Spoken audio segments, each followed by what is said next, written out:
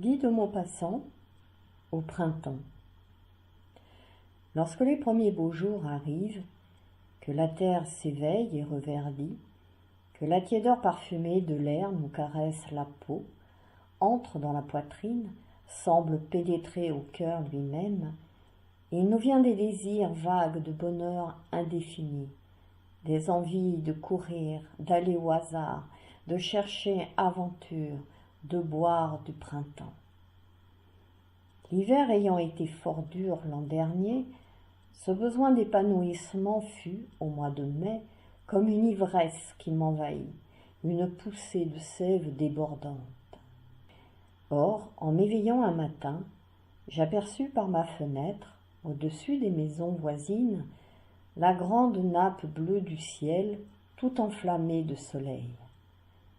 Les serins accrochés aux fenêtres s'égosillaient, les bonnes chantaient à tous les étages.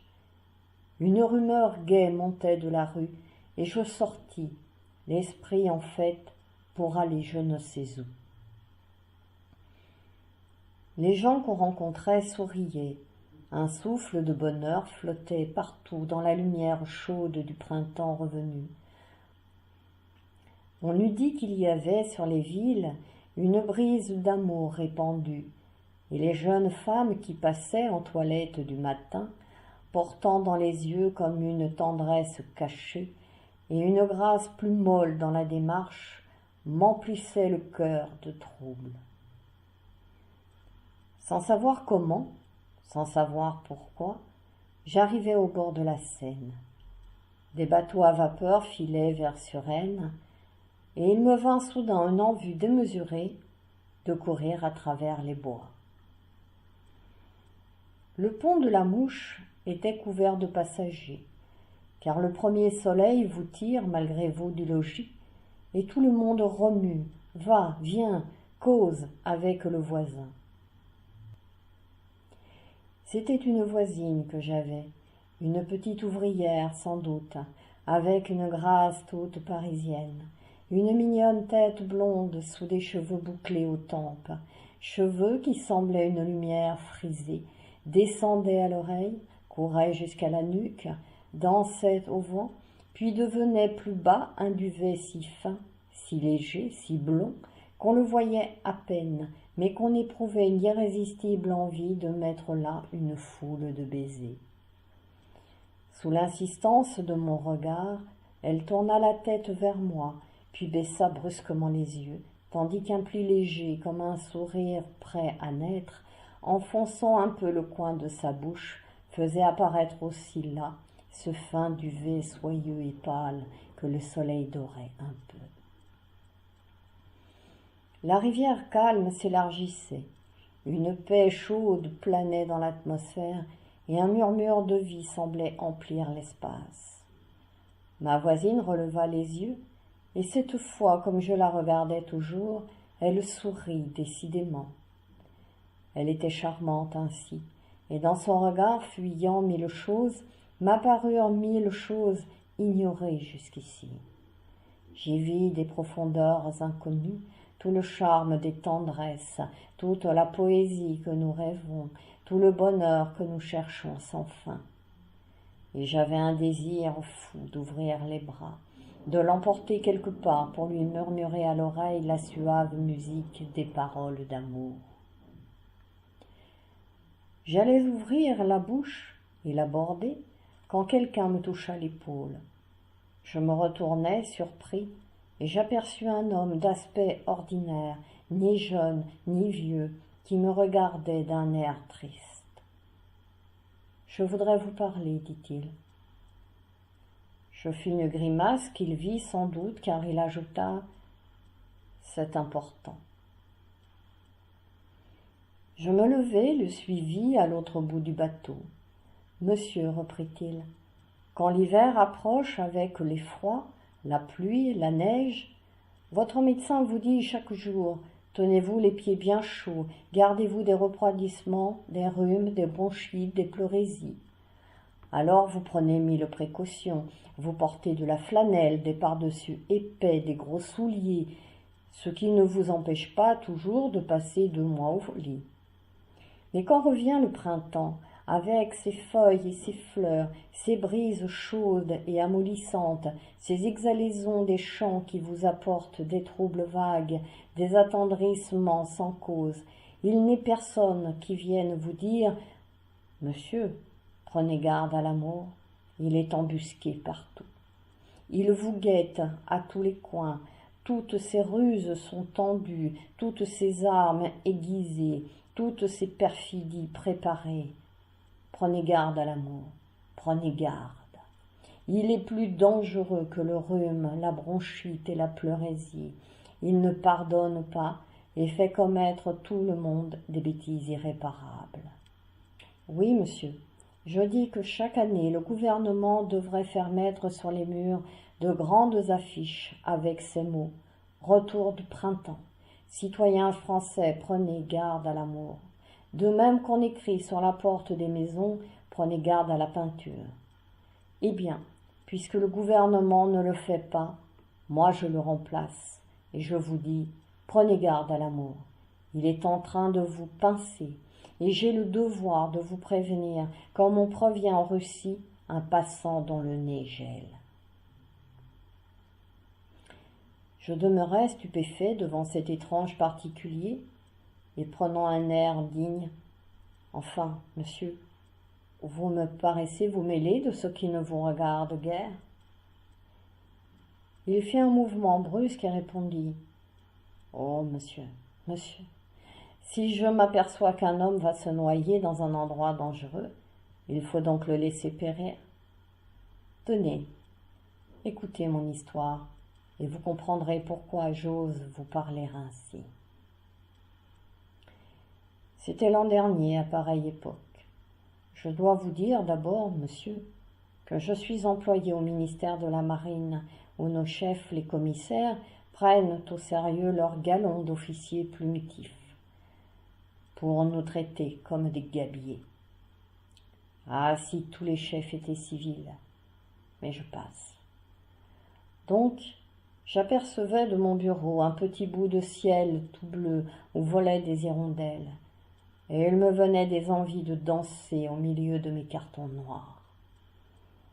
Mon désir de liberté grandit tellement que malgré ma répugnance, j'allais trouver mon singe. C'était un petit grincheux, toujours en colère. Je me dis malade. Il me regarda dans le nez et cria « Je n'en crois rien, monsieur. Enfin, allez-vous-en. Pensez-vous qu'un bureau peut marcher avec des employés pareils ?» Mais je filais. Je gagnais la Seine.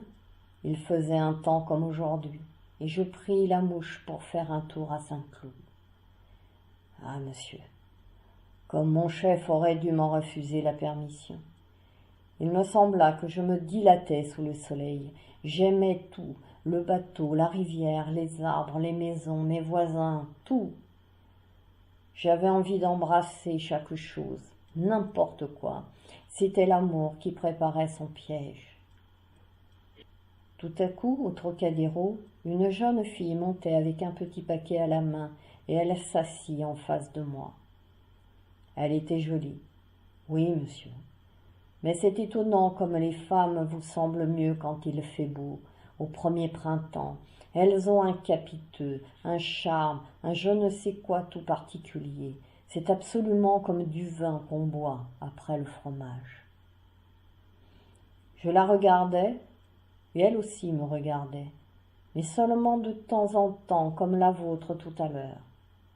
Enfin, à force de nous considérer, il me sembla que nous nous connaissions assez pour entamer conversation, et je lui parlais. Elle répondit. Elle était gentille comme tout, décidément. Elle me grisait, mon cher monsieur. Elle me grisait. À Saint-Cloud, elle descendit. Je la suivis. Elle allait livrer une commande. Quand elle reparut, le bateau venait de partir. Je me mis à marcher à côté d'elle, et la douceur de l'air nous arrachait des soupirs à tous les deux. « Il ferait bien bon dans les bois, lui dis-je. » Elle répondit « Ah oui. »« Et si nous allions y faire un tour, voulez-vous, mademoiselle ?» Elle me guetta en dessous d'un coup d'œil rapide, comme pour bien apprécier ce que je valais. Puis, après avoir hésité quelque temps, elle accepta. Et nous voilà, côte à côte, au milieu des arbres, sous le feuillage un peu grêle encore. L'herbe haute, drue, d'un vert luisant comme vernis, était inondée de soleil et pleine de petites bêtes qui sèment aussi. On entendait partout des chants d'oiseaux. Alors ma compagne se mit à courir en gambadant, enivrée d'air et d'effluves champêtres. Et moi je courais derrière en sautant comme elle. Elle tombait, monsieur, par moments. Puis elle chanta éperdument mille choses, des airs d'opéra, la chanson de Musette. La chanson de Musette. Comme elle me sembla poétique alors. Je pleurais presque. Oh, ce sont toutes ces balivernes-là qui nous troublent la tête. Ne prenez jamais, croyez-moi, une femme qui chante à la campagne, surtout si elle chante la chanson de Musette. Elle fut bientôt fatiguée et s'assit sur un talus vert. Moi, je me mis à ses pieds et je lui saisis les mains, ses petites mains poivrées de coups d'aiguille, et cela m'attendrit. Je me disais, voilà les saintes marques du travail. Ah, monsieur. Monsieur, savez-vous ce qu'elles signifient, les saintes marques du travail? Elles veulent dire les commérages de l'atelier, les polissonneries chuchotées, l'esprit souillé par toutes les ordures racontées, la chasteté perdue, toute la sottise des bavardages, toute l'étroitesse des idées propres aux femmes du commun, installées souverainement dans celles qui portent, au bout des doigts, les saintes marques du travail. Puis nous nous sommes regardés dans les yeux longuement. Oh, cet œil de la femme, quelle puissance il a! Comme il trouble, envahit, possède, domine, comme il semble profond, plein de promesses d'infini. On appelle cela se regarder dans l'âme. Ah, monsieur, quelle blague! Si l'on y voyait dans l'âme, on serait plus sage. Enfin, j'étais emballé fou. Je voulus la prendre dans mes bras. Elle me dit « Ah, bas les pattes !» Alors je m'agenouillai près d'elle, j'ouvris mon cœur. Je versai sur ses genoux toutes les tendresses qui m'étouffaient. Elle parut étonnée de mon changement d'allure et me considéra d'un regard oblique, comme si elle se fût dit « Ah, c'est comme ça qu'on joue de toi? Bon, eh bien, nous allons voir. » En amour, monsieur, nous sommes toujours des naïfs et les femmes des commerçantes. J'aurais pu la posséder, sans doute. J'ai compris plus tard ma sottise, mais ce que je cherchais, moi, ce n'était pas un corps, c'était de la tendresse, de l'idéal. J'ai fait du sentiment quand j'aurais dû mieux employer mon temps. Dès qu'elle en eut assez de mes déclarations, elle se leva, et nous revînmes à Saint-Cloud. Je ne la quittai qu'à Paris. Elle avait l'air si triste depuis notre retour que je l'interrogeai. Elle répondit « Je pense que voilà des journées comme on n'en a pas beaucoup dans sa vie. » Mon cœur battait à me défoncer la poitrine. Je la revis le dimanche suivant, et encore le dimanche après, et tous les autres dimanches. Je l'emmenai à Bougival, Saint-Martin, Maison-Lafitte, Poissy, partout se déroulent les amours de banlieue. La petite coquine, à son tour, me la faisait à la passion. Je perdis enfin tout à fait la tête, et 3 mois après, je l'épousai. Que voulez-vous, monsieur? On est employé, seul, sans famille, sans conseil. On se dit que la vie serait douce avec une femme. Et on l'épouse, cette femme.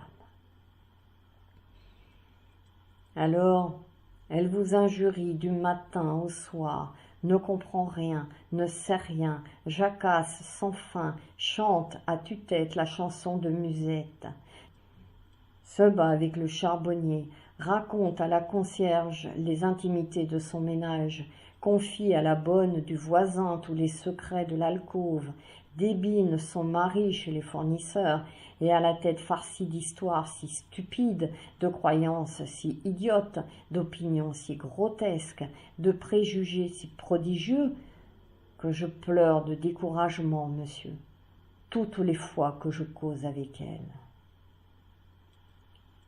Il se tut un peu, essoufflé, très ému. Je le regardais, pris de pitié pour ce pauvre diable naïf, et j'allais lui répondre quelque chose quand le bateau s'arrêta. On arrivait à Saint-Cloud. La petite femme qui m'avait troublée se leva pour descendre. Elle passa près de moi en me jetant un coup d'œil de côté avec un sourire furtif, un de ces sourires qui vous affolent. Puis elle sauta sur le ponton. Je m'élançai pour la suivre, mais mon voisin me saisit par la manche. Je me dégageai d'un mouvement brusque. Il m'empoigna par les pans de ma redingote et il me tirait en arrière en répétant « Vous n'irez pas, vous n'irez pas !» d'une voix si haute que tout le monde se retourna. Un rire courut autour de nous et je demeurai immobile, furieux, mais sans audace devant le ridicule et le scandale. Et le bateau repartit. La petite femme restait sur le ponton, me regardait m'éloigner d'un air désappointé, tandis que mon persécuteur me soufflait dans l'oreille en se frottant les mains. Je vous ai rendu là un rude service. Allez.